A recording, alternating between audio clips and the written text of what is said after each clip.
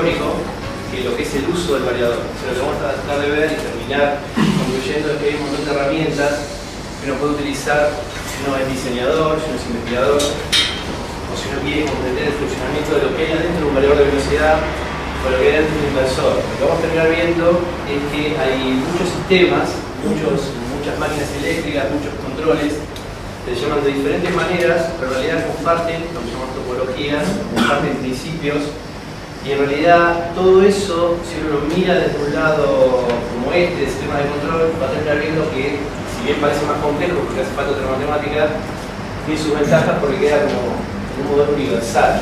Eso es un poco la idea.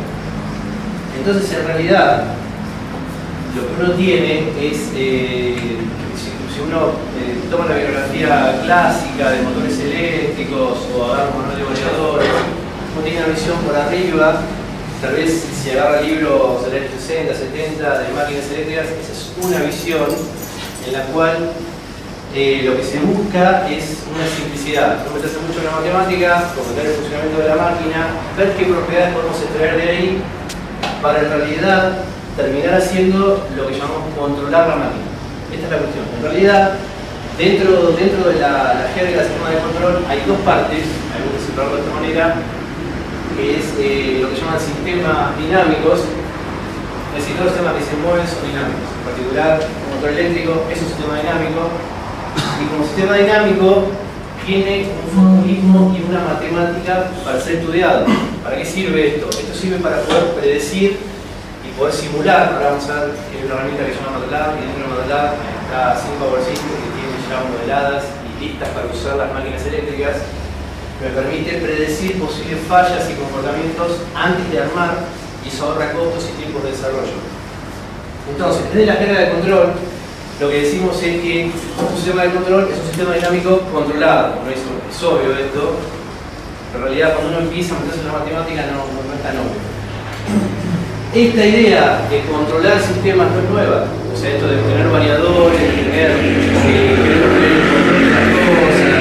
queremos tener la posibilidad de manejarlo, de manipularlo, viene de hace mucho tiempo. Fíjense que ya antiguamente, 300 años antes de Cristo, ya estaba este de controlar cosas. Después se cambiaron los problemas. Hoy nuestro problema es controlar motores eléctricos. En aquel momento el problema era cómo generaba relojes precisos. Hoy es fácil, con un reloj de cuarzo, muy preciso, a relojes universales. En aquella época no era así. Entonces lo que usaban eran columnas de agua. Fíjense está la persona acá, comparado con la maquinaria que había para tener un reloj y una medición del tiempo. Y eso, uno dice, que tiene que ver con un sistema de control. Y necesito, en realidad, controlar esta máquina para que me vaya marcando el tiempo constantemente. La historia sigue avanzando y había personas como Herón que en Alejandría fabricaban máquinas a vapor. Uno piensa que esto de 1700 tenía máquinas a vapor, tenía una maquinita así, total ellos ya conocían el manejo del bronce, del cobre. El tipo fabricaba máquinas de vapor. Chiquita, en realidad era una cuestión más de laboratorio que poder utilizarla, pero ya estaba empezando a mostrar que era necesario el control de las máquinas. Fíjense la cantidad de años que tiene que pasar hasta 1788, y esto en realidad se considera el primer controlador. O sea, hoy tenemos variadores digitales. En 1788 el variador era esto. Uno dice, ¿cómo? Y bueno, no había electrónica, no teníamos conocimiento de electricidad en esa época. ¿Y cuál era el problema en esa época? Teníamos máquinas a vapor, la revolución industrial ya había explotado, y había que ver cómo controlar la velocidad de una máquina a vapor. Porque no es fácil, porque la máquina a vapor en sí misma, como sistema dinámico, tiende a embalarse hacia un lado, a bajar la velocidad. Si quiero mantener la velocidad constante del eje es difícil. Entonces lo que hace Watt, lo llama regulador de Watt, es un sistema muy ingenioso que se conoce como flywheel. Son estas dos bolitas que están acá, giran acopladas al eje. Entonces si la velocidad aumenta, esas bolitas levantan la altura y eso cierra la válvula. Si va girando más lento, bajan y abren más la válvula. Hasta llega un punto que empleado se conoce en la jerga de control, lo que vamos a ver un ratito, como ese punto de equilibrio. Si bien todo esto que él hace es un cálculo ad hoc, o sea, algo que lógicamente tiene que funcionar, porque bueno, es obvio. Si sube la velocidad, le cierro la válvula, si baja la velocidad se la subo, esto siempre va a funcionar y se va a equilibrar y estabilizar. Esto no siempre es así. Ejemplo, la central de Chernobyl. Fue lo que pasó. Por no tener un conocimiento preciso del sistema dinámico, de la matemática que estaba atrás que modelaba la planta, había un operador que regulaba las válvulas. La persona vio que la presión se iba y empezó a cerrar la válvula. Eso generó en realidad una respuesta inversa y aumentó más la presión. Hasta que se aumentó, eso fue de control y fue lo que pasó. Por eso es que es muy importante poder predecir el comportamiento de los sistemas, tener la matemática, aquellos que les interesa conocer un poco más la profundidad de cómo está armado un variador, de por qué, ahora vamos a ver por qué se hace de esa manera, por qué no hay otra, por qué hoy hay ciertas limitaciones que todavía hay que superar, y está detrás de esto. Y a mí me parece que unas observaciones cruciales en la historia del control, aunque parezca alejado, es lo que hace uno de los hermanos Wright. En realidad hicieron por primera vez volar un avión más pesado que el aire. Ustedes saben que en realidad había aviones. Otro Lilienthal fabricaba planeadores, existían, tenía toda una serie de mediciones en Alemania. Él se había hecho como un montecito para probar los planeadores, funcionaba, y el otro Lilienthal se mata probando planeadores. El desafío era cómo ponerle a los planeadores un motor de combustión. Entonces tenía lo que hoy tenemos un avión, ¿no? Un avión más pesado que el aire en realidad. Lo que Wilbur Wright se da cuenta es la observación crucial que permitió asegurar un avión. Él dice, sabemos fabricar aviones, sabemos fabricar motores. Cuando los juntemos y podamos controlarlo, porque el problema era ese, había otros experimentos, pero no sabíamos cómo controlarlo, habremos entrado en la aviación. ¿Qué pasaba? Había muchos aviones, algunos eran parecidos a estos, es el primero que voló, el Kitty Hawk, pero ellos se dieron cuenta de que eran necesarios estos flaps traseros para estabilizar el rodillo del avión. Sin eso se le iba para atrás, para adelante. Entonces, lo que se dieron cuenta es que más allá de la construcción del aparato, el control es esencial. Bueno, pasa lo mismo con las máquinas. Es decir, tenemos las máquinas, pero el control es esencial, si no, no podemos hacer nada. En esto, en realidad, ellos también eran dos bicicleteros, ¿no recuerdan? Una bicicletería. Los veranos se juntaban a ver cómo podíamos resolver esto. Ellos igual tuvieron interacciones con ingenieros, trajeron las mediciones del Lilienthal a ver cómo eran, trataron de reproducirlas y se dieron cuenta de algunos detalles que fallaban y por lo cual no se podía asegurar hasta que dieron con esto. Perfeccionaron un túnel de viento, que todavía está, una cosita de madera así, ahí probaron los perfiles, fueron los primeros en hacer estos experimentos. En realidad, si hubieran tenido la computadora, hubieran sido los primeros en simular, y lo que vamos a mostrar en un rato, antes de conectar una máquina. Y lo que hoy tenemos como motores eléctricos, el primero también, que en realidad encuentra el principio de funcionamiento de un motor es Faraday. El laboratorio en el que trabajaba encuentra el principio de funcionamiento que sigue siendo válido hoy, pero ahí, digamos, detrás del principio de funcionamiento hay que fabricar el motor. Bueno, uno de los primeros que fabrica algo parecido a un motor es esto. Después se termina perfeccionando con el motor de continua, con Edison, y finalmente los motores que usamos, los trifásicos, terminan por ser una invención de Tesla. Ustedes recordarán la historia.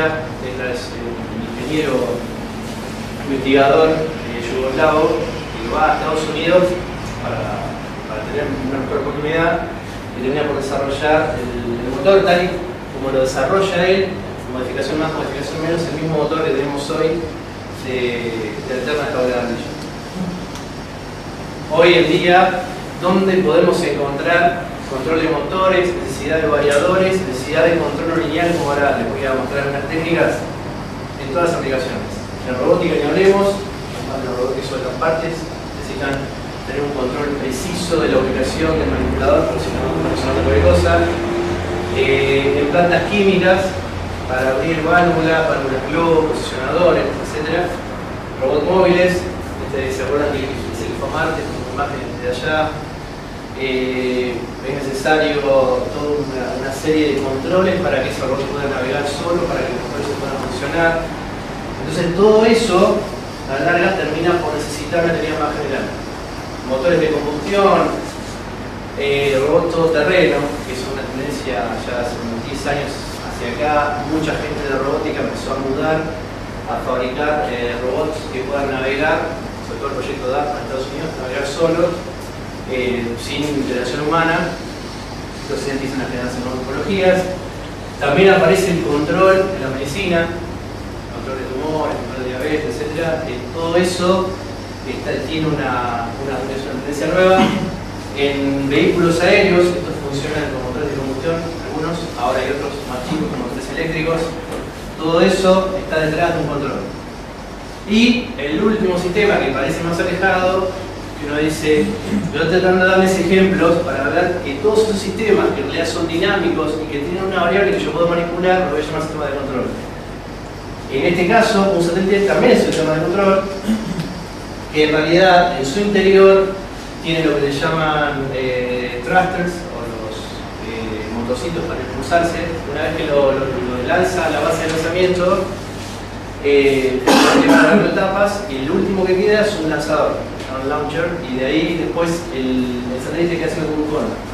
Ese cono hay que equilibrarlo y lo equilibran vía 3 propulsores que están acá, y ese equilibrio, ese control, el llevarlo a una órbita adecuada, lo hace un sistema de control autónomo en general que está adentro del mismo satélite, que le llaman aviónica a eso, en la carga de aviones, o la NASA o la ESA, en lugar de llamar electrónica, le llaman aviónica porque va ahí adentro.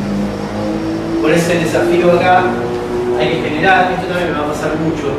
Yo hago una matemática de control, puede ser muy compleja, puedo resolver muchos problemas, pero después, ¿cómo la programo en los elementos que tengo para programar? Microprocesadores, variadores, PLC, eso tiene un recurso limitado, y entonces, más en estos casos, que no hay espacio.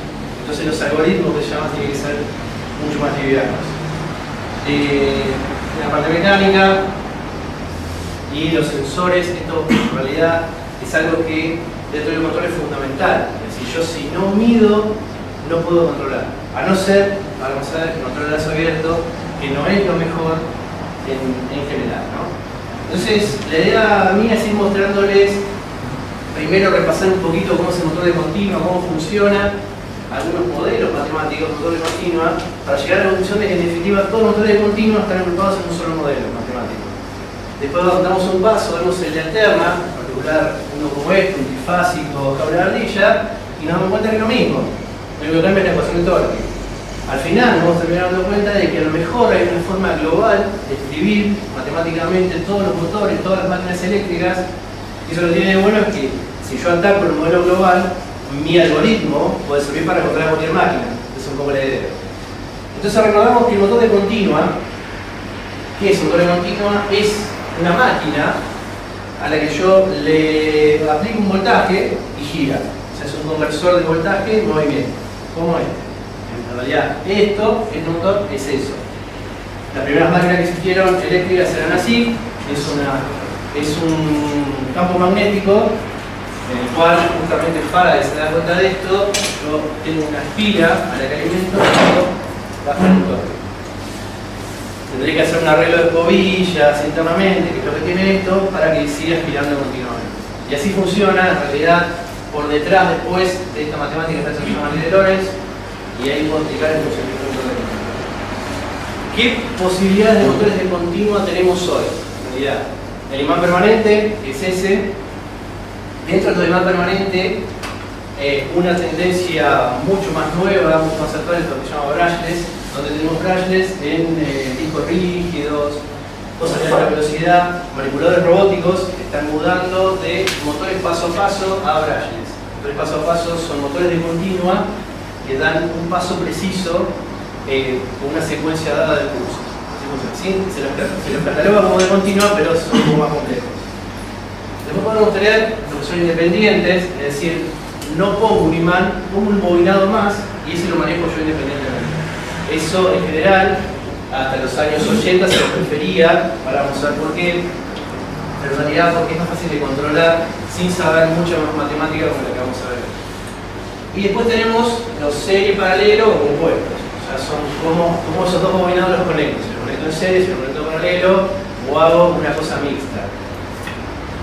En definitiva, lo que tengo es, a lo que apunto con esto, es lo que se llama modelado. Si yo conozco ahora una máquina, esto me pasa mucho en sistemas dinámicos también. Tengo una máquina y digo, me gustaría a mí tener algún modelo, algún conjunto de ecuaciones que yo sean complejas o no, después si tenés que estudiar un poco más, yo las puedo resolver, las puedo simular, puedo predecir el comportamiento, si no me gusta, modificarlo, ver cómo modificarlo y después construirlo. Porque si no conozco esto, ¿cómo armo yo un variador de velocidad? ¿Cómo armo un control de la máquina si yo no puedo predecirlo? Tengo que empezar a prueba y error, a darle más o menos voltaje, a ver si gira o no gira, en carga, si gira o no gira, qué pasa. Esto es lo que quiero evitar. ¿Qué es lo que busco con esto? ¿Qué es lo que busca toda la tendencia? Por eso puse control moderno, en realidad haciendo alusión a que cada vez vamos más hacia ese lugar. Tener técnicas, a veces son complejas, matemáticas, en las que yo pueda predecir con el mayor detalle que pueda qué es lo que va a pasar antes de construir, también para evitar catástrofes. Entonces, en ese sentido, lo que se hace en general, un motor eléctrico lo puedo dividir en dos partes. La parte eléctrica, de esto, en general, de la red eléctrica, tenemos máquinas eléctricas 1, máquinas eléctricas 2, que lo que hacen es tratar de modelar esto. ¿Cómo lo modelo? Como ingeniero electricista o electrónico. Por lo que conozco, resistencias, circunstancias, fuentes. Y eso que trato de hacer, representar en papel y lápiz cómo se mueve este motor cuando le aplico voltaje. Entonces yo digo, ahora mi máquina eléctrica que está puesta acá, la saco de acá y la pongo acá y me olvido de que tenía esto y trabajo con esto. Es decir, este ve su vaso en el cablecito rojo y negro y esto que está acá será el eje de giro, cuánto gira y a qué velocidad gira. Eso es lo que me interesa a mí. Lo que en realidad después me va a interesar también es qué potencia tiene esta máquina, qué torque tiene, cuántas fuerzas es capaz de producir. ¿Por qué? Porque lo que yo quiero después como fabricante de máquinas es un motorcito así que mueve un elefante. No puedo, entonces bueno, a ver hasta dónde podemos ir. Y eso va a terminar por llamarse optimización. Entonces en ese sentido puedo dividir la máquina en dos. La parte eléctrica, por un lado, es un modelo que estoy poniendo ahí mucho más simplificado del que teníamos recién, y la parte física del otro. Cuando uno plantea esto, uno se toma libros de electrotecnia y dice, ¿cuáles son las leyes que modelan cada elemento de estos? Y hoy la resistencia de Ohm, la inductancia y la ley de Lenz, o Faraday, ¿no? Después digo, la tensión es la derivada de la corriente por la inductancia. Y agrego acá una fuentecita, esto el que modela máquinas me lo agregó, ¿para qué? Para que cuando yo frene el eje, realmente la máquina lo sienta aumentando la corriente. ¿Qué es lo que me pasa? Yo agarro, freno el eje y mido la corriente y veo que aumenta, porque si no en algún lado el balance de potencias no se verifica.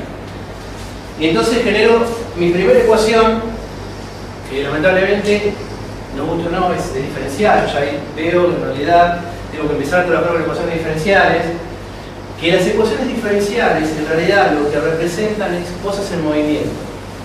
Y fíjense que en realidad fueron las primeras ecuaciones de movimiento que las define Newton. O Leibniz. Habría que verlo. Las ecuaciones de Newton, 1680, ya eran diferenciales. Entonces, en realidad, toda esta historia de cómo describimos sistemas en movimiento, sí o sí va a haber una ecuación diferencial. La segunda ecuación, que es justamente la ecuación de Newton, también es diferencial, porque así me la define Newton. Entonces ahí lo que tenemos es un conjunto de dos ecuaciones diferenciales, de primer orden, de segundo orden, y tengo que ver cómo trabajo con eso.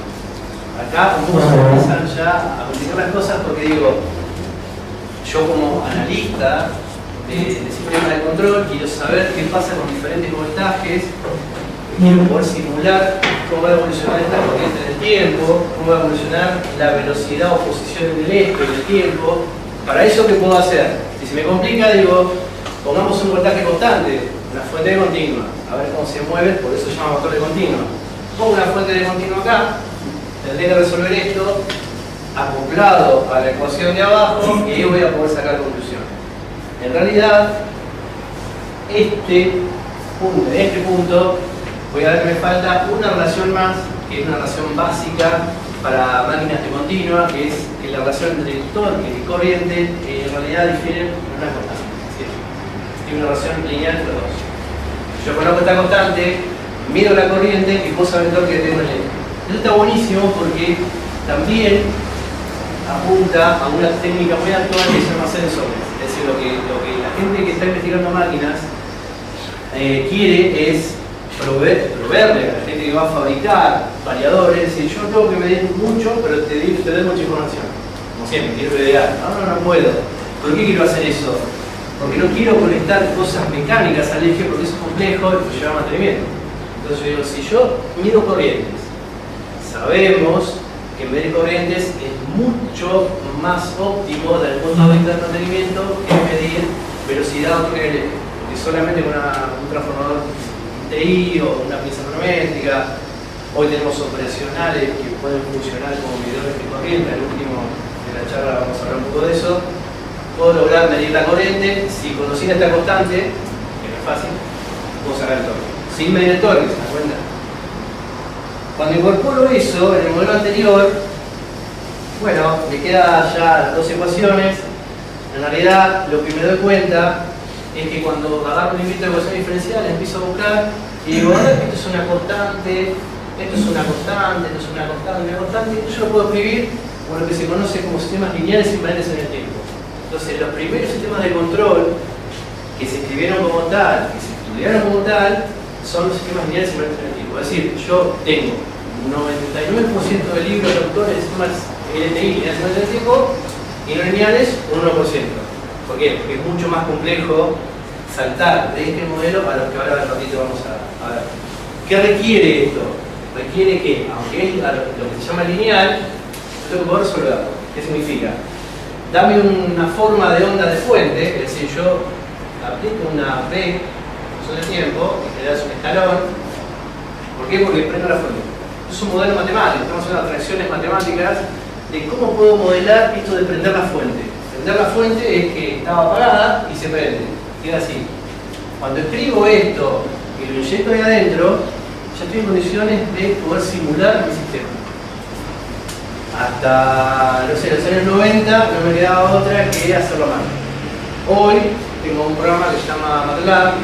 Yo también en una época usaba Maple, algunos usan matemática, pero son dos corrientes distintas.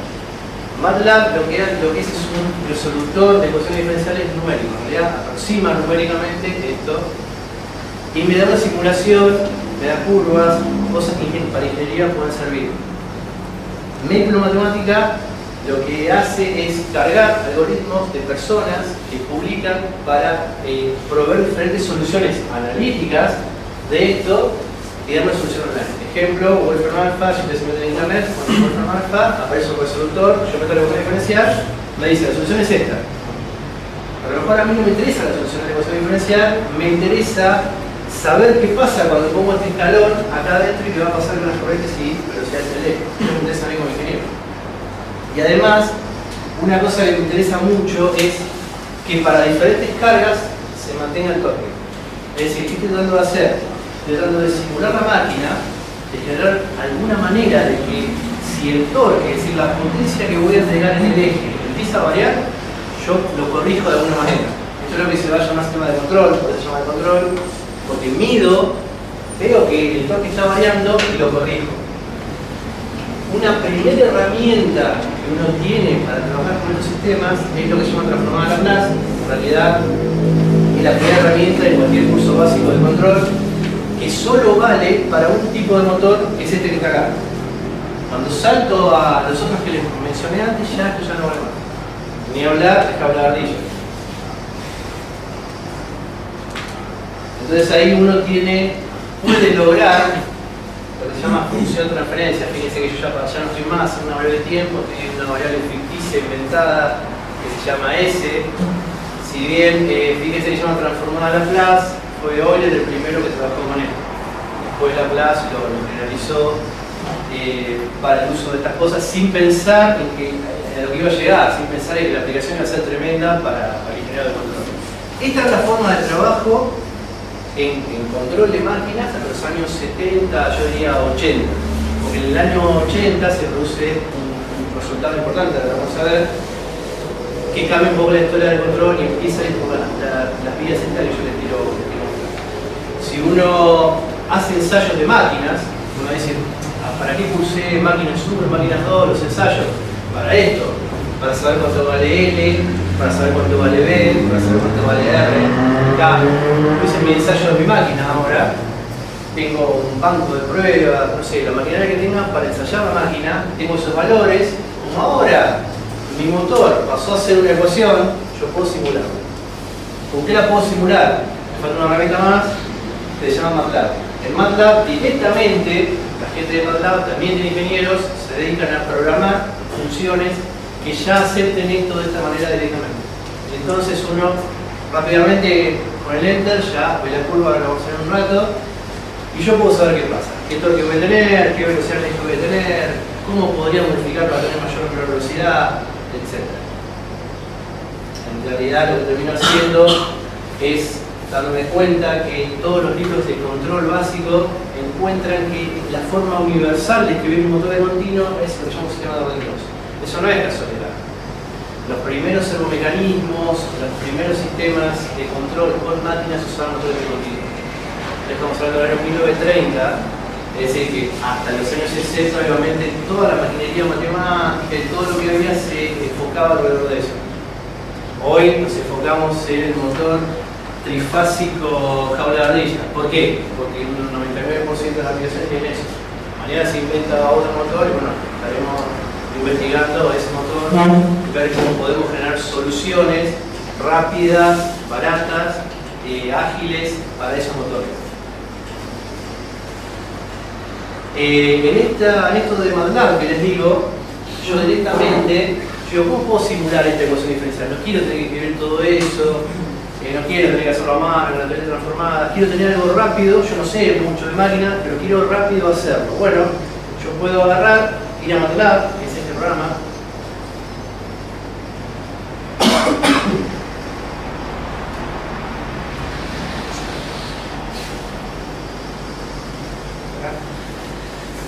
este MATLAB, uno compra, vamos a decir, MATLAB, lo ejecuta, y en el MATLAB tiene dos opciones.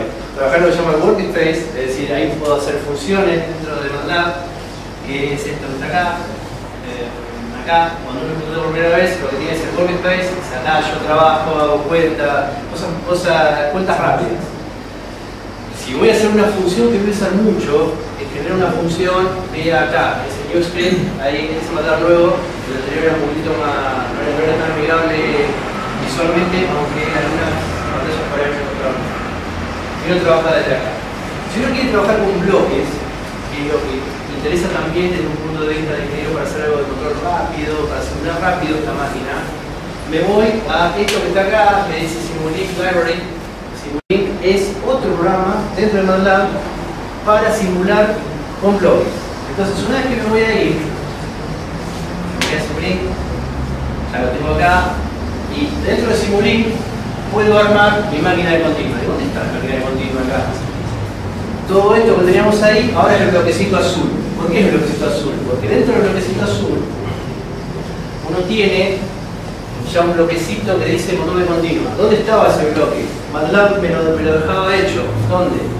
Y si yo voy acá, a esta librería, acá van a aparecer lo que llaman toolbox, es decir, ya cosas preparadas, listas para usar para el ingeniero de control o el ingeniero general, ¿no? Yo acá voy buscando, en particular, algo que vamos a ver un poco es esto del SimScale, acá está, dentro del SimScale, Power System, porque ahí están las máquinas eléctricas, machines, acá están.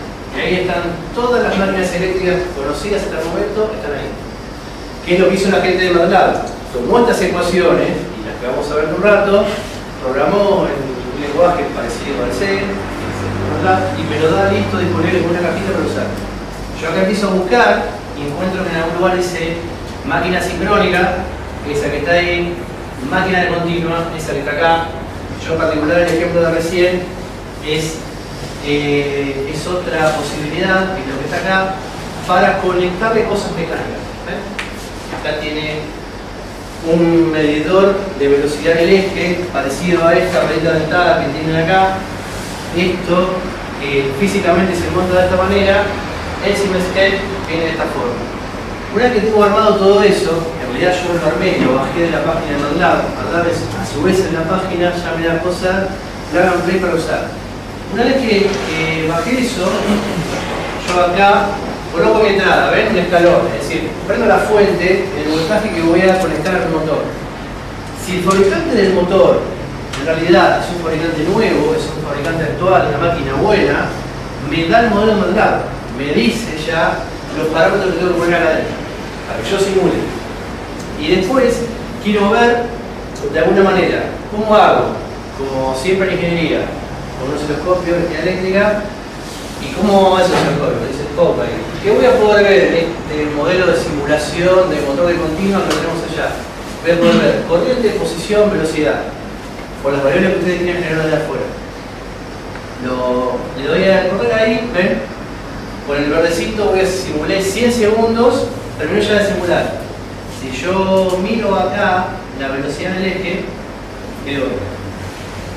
veo que el motor lo que hace es cuando prendí la fuente, esa es una conclusión que yo sacaría como ingeniero usando Simescape, sin saber que adentro de Simescape está la ecuación diferencial que vivimos. Lo que pasa es que la ecuación, si yo trabajo dentro de MATLAB, fui el que cargó la ecuación. Ahora digo, no me interesa, yo lo que quiero ver es qué pasó con este número simple, pasó esto, prendí la fuente y la velocidad se fue a valor de 4. Habrá que ver, en mi caso, las unidades que tengo, si son 4 RPM, 4 unidades por segundo, y habrá que ver si eso representó correctamente la realidad del motor. Eso me sirve para lo que se llama también identificación, es decir, yo medí, ensayé la máquina, saqué los valores como les decía, ahora vine con esos valores, los puse acá, y después tendré que contrastar esa curva arriba de las mediciones, a ver cuán lejos está. Ahora, la cuestión de cuán lejos o cuán cerca, habrá que ver en errores relativos, entre comillas, qué significa lejos o cerca. Pero ya por lo menos tengo una herramienta rápida para simular. Así vamos a ir simulando otras máquinas y otros ejemplos. Esto es un poco lo que les mostraba recién. Y entonces uno sigue caminando y dice, bueno, para el caso de imanes permanentes fue fácil. Ya vi que era lineal, tengo 2 millones de libros en más lineales, los puedo modelar, los puedo controlar, no es complicado, puedo usar la formada de Laplace, mejor todavía, represento en bloque, me voy a simular, facilísimo. Lo que uno le pasa normalmente en estos casos es decir, seguramente los otros serán parecidos. Me voy al independiente y ya le damos bloque, acá ya aparecen otras cosas más ahí. Y digo, y me voy al jump, es decir, al que es paralelo, y ya me aparece una multiplicación acá. La puedo hacer en MATLAB, porque ahí yo dice operaciones matemáticas, arrastro la multiplicación, hago otro bloquecito, lo puedo hacer. Ya empiezo a sospechar que ya no es lineal eso. Cuando veo las ecuaciones diferenciales digo, a ver, acá esto es lineal, no hay problema. Este ya no es lineal, porque acá aparece una multiplicación de 2 variables de estado. En realidad, en resumen, yo lo que me va a pasar en el modelado de las máquinas, de todo lo que yo quiero modelar, es que siempre hay un principio físico atrás. La ley de Newton, la ley de Faraday, etc. Cuando las tengo, me va a generar ecuaciones diferenciales. Las voy a manipular hasta un punto. Las quiero llevar siempre a una forma